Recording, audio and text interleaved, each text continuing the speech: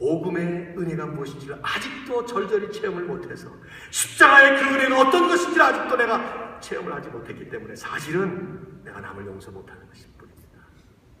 저는 과거에 목회하면서 한 부인이 정말 예수님처럼 이 남편 얼마나 바람을 많이 피우는지 나가서 누구하고 살다가 그 다음에 또 들어와 그 여자가 버리고 가니까 그럼 또 받아주는 거예요.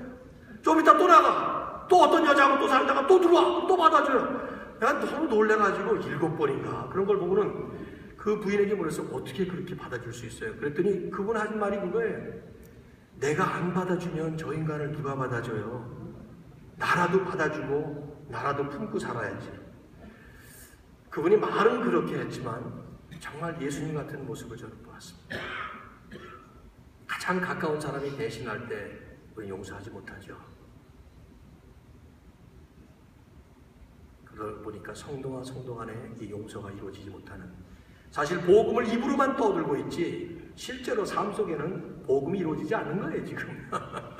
용서하지 못하는 현장입니다. 만일에 이 자리에, 이 예배의 자리에 하나님의 말씀의 은혜를 받아야 되는 이 순간 이 자리에 여러분이 용서하지 못하는 분이 있다면 성경은 뭐라고 말씀해요? 예수님께서 뭐라고 말씀하죠? 마태복음에 만일 너희가 예물을 제단에 드리다가 혹시 누구와 화해하지 화목하지 못한 사람이 생각나거든 예물을 제단 앞에 두고 먼저 가서 그와 화해한 후에 다시 와서 예물을 드리라 이렇게 말씀하고 있어요. 그러면 이 말씀을 문자적으로 적용한다면 예배 드리다 말고 벌떡 일어나서 나가는 사람이 분명히 여러 번 있어야 돼요. 저도 설교 막 하려고 그러다가 잠깐만 기다리세요 그러고 나가서 누가 화해하고 와서 해본단 말이지. 우리 예수님은 과장법의 명수세요. 문자적으로 우리가 적용하면 아무것도 할 수 없는 말씀을 엄청 많이 하셨어요. 부자가 천국 들어가? 야, 낙타를 바늘 군형에 넣어봐라. 들어가나? 그런데 그거보다 더 힘들다. 그럼 어떻게 들어간다면 못 들어간다는 얘기밖에 안 되잖아요.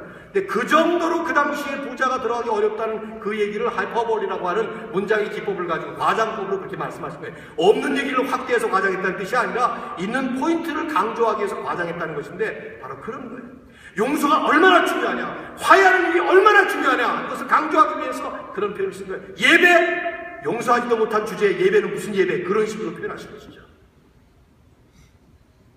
오늘 우리 안에 진정한 복음의 핵심인 사랑, 그 사랑의 정수인 용서를 우리가 이루지 못하고 살아간다면 주님의 이름으로 모인다는 공동체가 무슨 의미가 있겠으며 거기서 어떻게 하나님의 거룩한 그 십자가의 능력과 부활의 영광이 나타날 수 있겠나 이 말이죠. 너희 관용을 모든 사람에게 알게 하라. 주께서 가까우시니라. 저는 이 말씀 속에는 많은 말씀이 내포되어 있어요. 주님이 가까우시니까 빨리 용서해라 그런 말씀 있잖아요. 더 확장하면 그렇게 할 때 주님 보시는 그날 모든 이 세상이 전부 변화되어서 하나님 나라가 완성되는 그날이 너무 가까웠기 때문에 세상에 너의 용서를 알려서 빨리 복음을 증거하라 이런 말씀까지 이 안에 다 담겨져 있습니다. 오늘 우리 안에 관대하게 용서하는 이 복음의 아름다운 모습이 잘 이루어지셔서 여러분도 은혜 받으시고 교회 공동체가 정말 축복된 하나님의 은혜의 공동체가 되어서 윤회가 없는, 용서가 없는 이 세상을 향해 하나님의 복음, 그리스도의 십자가의 복음을 힘있게 증거하시는 우리 모두가 되기를 주의 이름으로 축원합니다. 세 번째, 모든 일에 하나님을 신뢰하고 맡기라.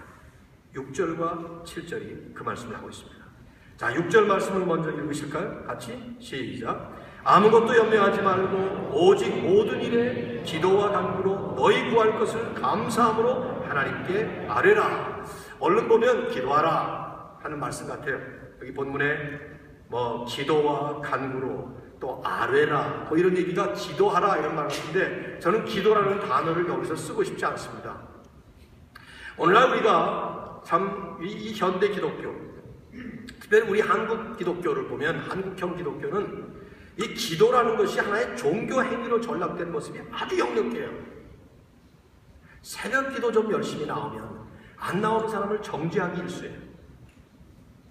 좀 열심히 기도 잘하고 기가 막힌 미사역으로 좀 그런 정산교수같이 기도하는 사람들은 저도 포함되죠. 그 안에 다른 사람들을 아주 혹시 뭐 이렇게 평가, 그런 모습들이 역력한 것을 보면서 기도라는 단어를 쓰고 싶지가 않아요. 기도는 우리의 신앙 행위, 아니 종교 행위가 아닙니다. 기도는 삶입니다. 그래서 성경을 보면 무시로 기도하라, 성령 안에 기도하라, 성령 안에서 기도하라, 때를 얻든지 못 얻든지 기도하라, 그냥 항상 기도의 삶을 살라는 것이죠. 여기서 사도 바울이 아무 일에든지 염려하지 말고, 우리는 모든 일에 사실은 염려가 앞서죠. 그러나 그런 모든 일에 염려하지 말고 오직 기도와 간구로 너희 구할 것을 감사함으로 하나님께 아뢰라. 감사함으로 하나님께 아뢰는 게 뭐예요? 한편은 기도하면 하나님께서 들어주실 것이 분명하니까 감사하는 것을 미리 하라 하는 말씀도 되지만, 저는 이걸 기도로 보고 싶지가 않고요. 하나님을 신뢰하라. 그래서 그 하나님께 모든 것 다 맡기는 삶을 살아라. 이런 근본적인 신앙의 모습으로 저는 해석을 하고 싶어요. 모든 일에 살아계신 하나님께서 우리의 삶의 주인이시고 내 삶을 다스리시는 주권자이신 것을 분명히 믿음으로 고백하는 진정한 신앙의 삶. 그럴 때 우리는 모든 일을 다 하나님께 맡기는 것입니다. 모든 일에 염려하는 것이 아니라 오히려 하나님 앞에 감사로 아뢰는 것입니다. 왜? 일을 주관하시는 분이 하나님이시니까 그저 감사할 수밖에 없죠. 지금 모든 상황이 좋은 상황, 나쁜 상황, 열악한 조건, 좋은 조건 전부가 다 하나님이 다스리시니까 그저 감사할 수밖에 없는 거예요. 그렇게 하나님께 아뢰면서 하나님께 맡기는, 잠언 기자인 솔로몬이 인생을 잘 살고 모든 인생을 다 섭렵한 다음에 아들에게 했던 잠언의 말씀 가운데 잠언 16장 3절에 뭐라고 말하죠?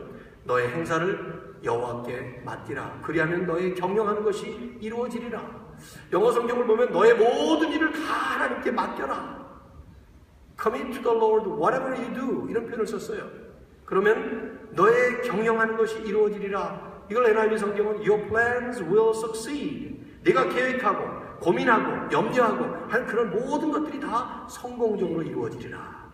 이건 무슨 성공의 비법을 말씀하는 것이 아니라 하나님을 철저히 신뢰해서 그 하나님이 내 범사를 다스리시는 나의 삶의 주권자, 주관자라는 것을 분명히 인정하고 그분을 신뢰하고 그분께 모든 것을 위탁하고 맡기는 글자 그대로 신앙의 삶을 그대로 표현하는 말씀이죠. 하나님께 맡기는, 하나님을 신뢰하는. 그래서 심지어 싸울 수밖에 없는 상황 속에서도 하나님께 맡깁니다. 불면증이 걸릴 수밖에 없는 상황 속에서도 하나님을 신뢰하고 하나님께 맡깁니다. 제 둘째 딸이 아기를 둘째를 가졌다가 그만 8주예요. 9주째에 자연유산이 되고 말았어요. 우리는 그냥 아기는 지 엄마도 잘 낳고 뭐 언니도 잘 낳고 동생도 잘 낳고 그러다 보니까 다들 그저 아기 가지면 낳는 줄 알았다가 우리 둘째 딸이 특별히 둘째를 원했는데 첫 딸을 낳고 아기를 8주씩이나 잘 건강하게 자라는 줄 알다가 9주 만에 뱃속에서 이미 죽어있는 것을 보고 유산이 되고 말았는데, 그런 다음에 얘가 불면증처럼 잠을 잘 못 자고, 그래서 제 아내가 LA로 이사 갔는데 가서 또 위로해주고 그러면서 돌아오는데, 저는 그래서 그 다음부터 제가 아직도 가보지는 못했는데 매 월요일마다 성경에서 나오는 말씀 가운데 한 말씀을 제가 보내주면서 카톡으로 현아야 이 말씀 외우고 그 말씀 붙잡고 한 주간씩 지내라. 근데 그때마다 보내는 말씀들이 전부 이런 말씀들이에요. 여호와께 맡기라. 하나님을 신뢰하라. 이런 말씀들. 오늘 이 말씀도 제가 보낸 적이 있습니다. 우리의 모든 삶을 하나님께 맡기면 하나님이 이루어 가실 겁니다.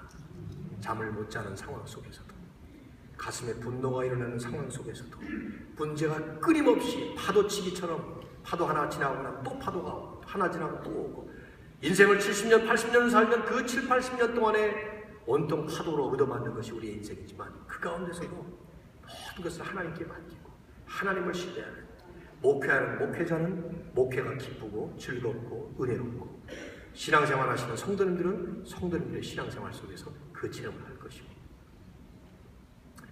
2015년이 시작됐어요. 경제 상황이 어떻게 될지 아무도 모릅니다. 여러분이 하시고 있는 이 비즈니스들이 어떻게 될지 아무도 몰라요. 그러나 아무것도 염려하지 말고 오직 모든 일에 기도와 간구로 너희 구할 것을 하나님께 아뢰라. 그리하면 모든 지각에 뛰어나신 하나님의 평강이 the peace of God, 하나님의 평강이 그리스도 예수 안에서 너희의 마음과 생각을 지키시리라. 하나님의 평강이 우리에게 풍성하게 임하는. 아마 바울은 주 안에서 항상 기뻐하라 하는 말씀은 자신에 대한 권면을 한 것 같습니다. 모든 사람을 관용하라, 타인을 향해서 우리가 가져야 될 자세를 얘기한 것 같아요. 모든 일에 감사함으로 신뢰하고 맡기라, 이것은 하나님을 향해서 가져야 될 자세를 말씀하는 것 같습니다. 그러면서 이 모든 삶 속에 우리들에게 이루어져야 될 마지막 권면 말씀, 제가 그렇게 그냥 짜집기를 한 것이죠. 여기 더 많은 말씀들이 있지만 그저 시간 관계상 그렇게 정리를 해봅니다. 4장 10절부터 13절까지를 보시면 바울은 10절에 보면은 자신에게 지금 에바브로디도라고 하는 사람을 통해서 빌립보 교회가 좋은 선물을 보내왔어요. 오늘 본문에 읽지 않았습니다만 그 후반부에 보시면 18절, 17절, 18절 이런 데 다 나와 있어요. 에바브로디도를 통해서 선물을 받고 나서 너무 감사하고 감격하고 그러지만 10절에 보시면 내가 주 안에서 기뻐하는 것은 너희가 나를 생각하던 것이 이제 다시 싹이 나미니 너희가 또한 이를 위하여 생각을 하였으나 기회가 없었느니라. 그동안 나를 이렇게 생각하면서 나에게 베풀고 싶었지만 이제야 너희들이 기회를 찾고 나에게 보냈구나. 그러나 내가 궁핍함으로 말하는 것이 아니다. 이런 걸 받았기 때문에 좋아하는 것이 아니다. 너희가 나에게 선물을 보내서 내가 지금 너무 좋아하는 게 아니다. 그 말을 하는 거예요. 11절 어떠한 형편이든지 내가 자족하기를 배웠노니 내가 비천에 처할 줄도 알고 풍부에 처할 줄도 알아. 모든 일에 배부르며 배고픔과 풍부와 궁핍에도 일체의 비결을 배웠노라. 그 비결이 뭐냐? 내게 능력 주시는 자 안에서 내가 모든 것을 할 수 있느니라. 여기 모든 환경에서 자족하라 하는 말씀을 마지막으로 권면하고 있습니다. 바울의 하는 말씀을 여러분 정말 유념하시고요. 우리 개인의 삶에 구체적으로 현실적으로 적용하실 수 있어야 합니다. 사도 바울은 지금 내게 능력 주시는 자 안에서, 그분이 누굽니까? 예수 그리스도시죠. 안에서 하는 말이 벌써 In him who strengthens me 하는 표현, 그 힘이 누구예요? 예수 그리스도예요. 그런데 이제 그 말씀을 하시려고 하면서 그 앞에 먼저 지금 얘기를 합니다. 나는 배부를 때나 배고플 때나 풍족할 때나 빈곤할 때나 모든 환경과 여건 속에서 자족하는 것을 배웠다. I have learned to be content. 자족, contentment. 이게 만족 그런 말이에요. 자족이라는 말은 헬라어의 아우타르케이스라는 신약 성경에 여기서만 쓰여 있는데 이 말은 아우타, self, 이 나, 오토모빌 할 때 쓰는 그 말의 어원인데 그러니까 스스로 만족한다 그 말입니다. 이 말은 환경과 상관이 없다. 내 안에 만족이 충만하다 하는 표현을 쓴 말이 이 말이에요. 사도 바울의 말씀을 가만히 보면 바울은 두 번에 걸쳐서 배웠다라고 표현합니다. 11절에도 내가 자족하기를 배웠노니 12절도 일체의 비결을 배웠노라 말씀합니다. 자족은 배우는 것이다 라는 말씀을 하고 있죠. 이건 참 중요한 포인트예요. 어떻게 배우느냐 하는 건 다음 문제이고 우리가 만족하면서 살 수 있는 것은 배우는 일입니다. 왜냐? 이 말에 담겨져 있는 그 가정된 것은 뭐냐면 우리는 태어날 때부터 만족하면서 태어난 사람이 없습니다. 만족의 반대인 불평, 불만의 근원인 욕심을 가지고 태어납니다. 영락없어요. 아기 태어나는 모습을 보면요. 아기들 크는 모습을 보면 영락없이 인간은 욕심 덩어리라는 것을 알 수 있어요. 우리 집에도 애가 크고 있거든요. 애기들이 둘이나 지금. 근데 보면 참 그렇게 이쁘고 천진난만하고 귀엽고 그런 애가 어쩌면 욕심을 부리는지 뭐 장난감 하나 가졌다가 다른 애가 또 하나 가진 거 보면 이거 버리고 금방 또 뺏으려고 그러고 그 뭐 언제 그 아이에게 엄마나 아빠나 할머니가 앉아가지고 야 너 욕심 부려라 이런 거 얘기한 적 없어요. 그 아이가 뭐 학교 다니면서 불평, 특강, 불만족, 개론 뭐 이런 거 공부한 적 한 번도 없죠. 저절로 안에서 욕심이라는 그 죄성의 뿌리가 있기 때문에 그냥 가만 놔두면 욕심 덩어리로 자라는 거예요. 그러나 우리가 성숙하게 성장하면 성장할수록 우리는 만족하는 것을 배우게 됩니다. 특별히 예수 믿고 나면 그 예수님 때문에 우리에게 오는